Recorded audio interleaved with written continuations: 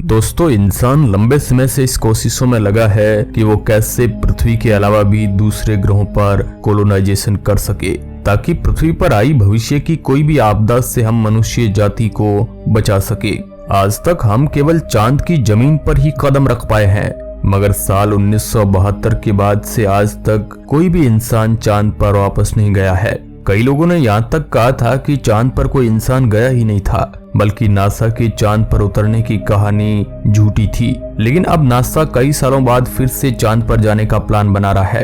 Apollo mission के बाद से अभी तक चंद्रमा पर कोई भी बड़ा इंसानी मिशन नहीं हुआ है, पर अब 1972 के बाद इंसान दोबारा से चांद पर जा रहे हैं। और ये कुछ घंटों का मिशन नहीं होगा, बल्कि इसमें एस्ट्रोनॉट करीब 1 महीने तक चंद्रमा पर रहेंगे और साथ ही वहाँ जमीन के नीचे मौजूद कई रिसोर्सेज की माइनिंग भी करेंगे। दरअसल इस मिशन को 3 पार्ट में भेजा जाएगा।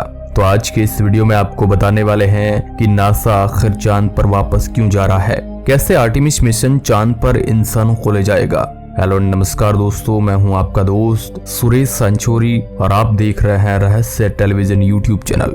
दोस्तों, सबसे पहले चांद पर आर्टेमिस 1 मिशन को भेजा जाएगा। इसमें कोई भी इंसान चांद पर नहीं जाएंगे, बल्कि इसे ओनली चंद्रमा के ऑर्बिट में भेजकर रॉकेट और अंतरिक्ष यान की टेस्टिंग की जाएगी कि अगर आगे इसमें इंसान जाए तो कोई गड़बड़ी ना होगी। Artemis 1 mission officially Artemis program का हिस्सा है, जिसमें कई सारे मिशन है। और इस टेस्ट के दौरान ओरियन स्पेसक्राफ्ट को बिना किसी इंसान के चंद्रमा के ऑर्बिट में भेजा जाएगा। अभी के लिए इस मिशन की लॉन्चिंग डेट 27 नवंबर 2022 है, पर हो सकता है इसमें कोई बदलाव किया जा सके, क्योंकि पहले भी इस मिशन को कई बार बदला जा चुका है। नासा आर्टेमिस 1 मिशन को 2017 से लॉन्च करने की कोशिश कर रहा है, पर उस दौरान भी टेक्नोलॉजी की कमी के कारण इसे 2018 के लिए टाल दिया गया। पर 2018 में भी ओरियन स्पेसक्राफ्ट की टेक्नोलॉजी पर काम पूरा नहीं हुआ, जिसके बाद इसे दोबारा 2019 के लिए पोस्टपोन कर दिया गया। पर उस दौरान भी किए जाने वाले टेस्ट के दौरान कुछ परेशानियां सामने आई, जिसको देखते हुए नासा ने दोबारा इस मिशन को 2 साल के लिए आगे बढ़ा दिया और इसकी लॉन्च डेट को 2022 में कर दिया। और ये मिशन 27 नवंबर 2022 को लॉन्च होने वाला है। अब इतने सालों की तैयारी के बाद ही ये लॉन्ग मिशन लॉन्च होने वाला है। और आर्टेमिस प्रोग्राम जो चांद पर इंसानों को ले जाएगा, ये इसका भार इस पहले मिशन पर ही टिका हुआ है। इस मिशन को अमेरिका के कनेडी स्पेस रिसर्च सेंटर से लॉन्च किया जाएगा, जिसे लॉन्च के लिए space launch system rocket super heavy rocket का प्रयोग किया जाएगा, जिसके ऊपर आज तक का सबसे एडवांस ओरियन अंतरिक्ष यान मौजूद होगा, जो आज तक का बनाया गया इकलौता ऐसा स्पेसक्राफ्ट है जो इंसानों को डीप स्पेस की यात्रा करा सकता है। इंसानों द्वारा बनाया गया अभी तक का सबसे एडवांस स्पेसक्राफ्ट है ये, जिसमें करीब 6 लोगों को एक साथ बैठने की जगह है। इस पूरे स्पेसक्राफ्ट को पावर देने के लिए इसमें कई सोलर पैनल भी लगाए गए हैं और एस्ट्रोनॉट की सुरक्षा का ध्यान रखते हुए इसे एक खास तरह के मटेरियल से डिजाइन किया गया है। और इसमें यह भी ध्यान रखा गया है कि अंतरिक्ष की यात्रा के दौरान एस्ट्रोनॉट को बाहर का खूबसूरत व्यू भी दिखे, जिसके लिए इसमें एक बड़ा ग्लास भी लगाया गया है। इस स्पेसक्राफ्ट में खास तरह का क्रू मॉड्यूल स्पेस कैप्सूल लगाया गया है, जो लंबे समय तक एस्ट्रोनॉट को स्पेस की एक्सट्रीम कंडीशन में सेफ रख सकता है। इसके अलावा ओरियन स्पेसक्राफ्ट को इस तरह से डिजाइन किया गया है कि अगर ये पृथ्वी के एटमॉस्फेयर में 40,000 किलोमीटर प्रति घंटे की रफ्तार से भी एंटर करता है, तो भी पृथ्वी के घने वातावरण के कारण इसमें पैदा होने वाले फ्रिक्शन के चलते इसमें आग ना लगे। इसका भी इंतजाम इसमें किया गया है, जिसके लिए इसमें 5 मीटर मोटी थिंक हीट शील्ड लगाई गई है। इसके अलावा कई दिनों की लंबी यात्रा के लिए इसमें एक सपोर्ट सिस्टम भी मौजूद है, जो इसके अंदर बैठे इंसानों की हर जरूरत को पूरा करेगा और उन्हें सांस लेने के लिए ऑक्सीजन का भी इंतजाम होगा इसमें। इसके अलावा इस कैप्सूल में एक खास तरह का सेफ्टी सिस्टम लगा है। इस पूरे सिस्टम को बनाने में नासा के साथ साथ स्पेस एक्स के ड्रैगन स्पेसक्राफ्ट के लैंडिंग सिस्टम का भी प्रयोग किया गया है। और अगर चंद्रमा पर लैंडिंग में आर्टेमिस मिशन सक्सेसफुल हो जाता है, तो इससे फ्यूचर में मंगल ग्रह तक जाने की भी कोशिशें तेज हो जाएगी, क्योंकि अगर लॉन्च के दौरान रॉकेट में कोई प्रॉब्लम हुई तो यही सिस्टम ओरियन स्पेसक्राफ्ट को इंसानों के साथ रॉकेट से अलग कर दूर ले जाएगा, जिसके चलते रॉकेट ब्लास्ट में भी इस अंतरिक्ष यान में बैठे लोगों को कुछ नहीं होगा। यानी इस अंतरिक्ष यान में बैठे एस्ट्रोनॉट एकदम सेफ रहेंगे। इस मिशन के दौरान प्रयोग किए जाने वाला स्पेस लॉन्च सिस्टम को नासा लंबे समय से तैयार कर रही है। कई रिसर्च तो ये बताती है कि इसके रॉकेट को भी तैयार करने में नासा को 15 सालों का समय लग गया। नासा के आर्टेमिस 1 मिशन में SLS ब्लॉक 1 रॉकेट का प्रयोग किया जाएगा। इस मिशन के दौरान ओरियन स्पेसक्राफ्ट को पूरे 25 दिनों तक पृथ्वी से दूर अंतरिक्ष में रहना होगा, जिसमें ज्यादातर समय ओरियन स्पेसक्राफ्ट मून के चारों ओर घूमते हुए गुजारेगा। जिसमें इसके सोलर पावर पर चलने वाले थ्रस्टर की मदद से ये अपने ऑर्बिट में बदलाव भी कर सकता है। इसके अलावा आर्टेमिस 1 मिशन में कुछ कैमरा भी लगाए जाएंगे ताकि मिशन के दौरान चंद्रमा के ऑर्बिट में घूमते हुए यह भविष्य के दूसरे जो मिशन जाएंगे इंसानों को लेकर, उनके लिए एक अच्छी जगह ढूंढ सके जहां पर वो लैंड हो सके।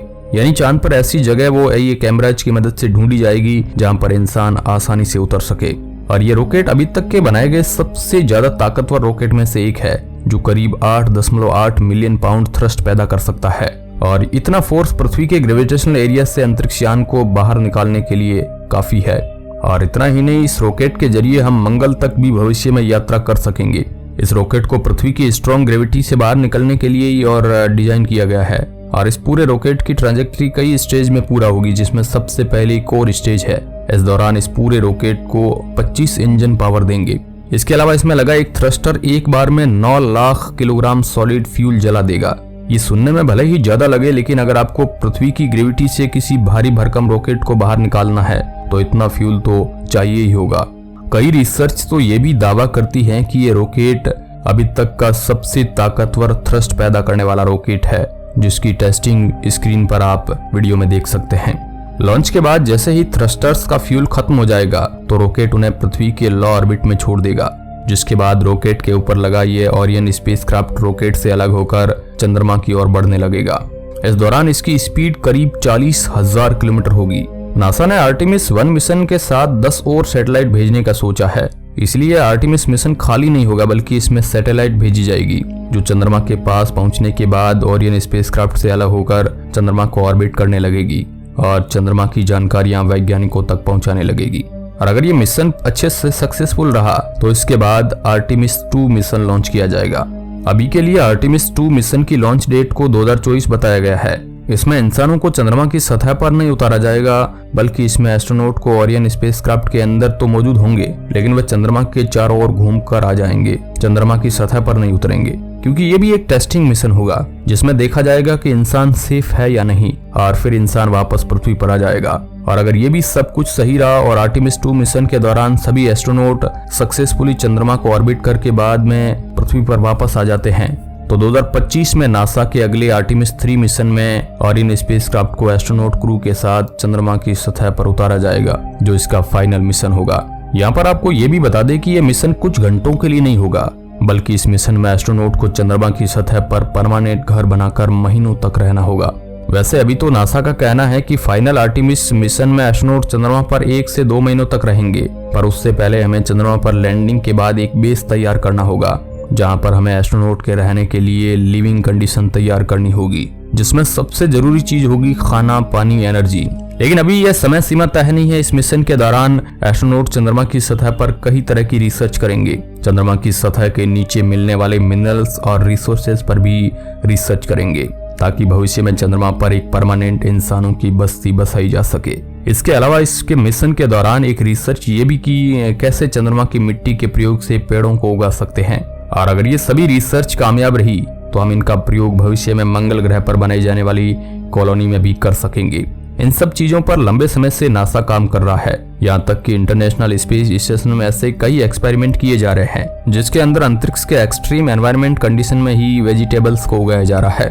तो दोस्तों, इसे लेकर आप क्या सोचते हैं? क्या नासा का ये इंसानों का मिशन चंद्रमा पर सक्सेसफुल हो पाएगा? इसके बारे में आपकी क्या राय है? कमेंट बॉक्स में जरूर बताएं।